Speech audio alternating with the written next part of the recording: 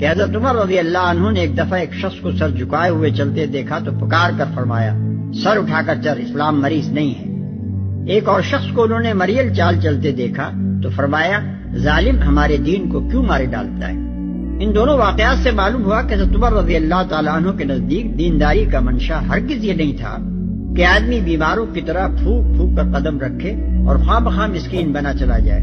کسی مسلمان کو ایسی چال چلتے دیکھ کر انہیں خطرہ ہوتا تھا کہ یہ چال دوسروں کے سامنے اسلام کی غلط نمائندگی کرے گی اور خود مسلمانوں کے اندر افسردگی پیدا کر دے گی۔ ایسا ہی ایک واقعہ ایک دفعہ حضرت عائشہ رضی اللہ عنہا کو پیش آیا۔ انہوں نے دیکھا کہ ایک صاحب بہت مزمحل سے بنے ہوئے چل رہے ہیں۔ پوچھا انہیں کیا ہو گیا؟ عرض کیا گیا کہ یہ قراء میں سے ہیں، یعنی قرآن پڑھنے پڑھانے والے اور تعلیم و عبادت میں مشغول رہنے والے۔ اس پر حضرت عائشہ رضی اللہ عنہا نے فرمایا، عمر سید القراء تھے، مگر ان کا حال یہ تھا کہ جب چلتے تو زور سے چلتے، جب بولتے تو قوت کے ساتھ بولتے، اور جب پیٹتے تو خوب پیٹتے تھے۔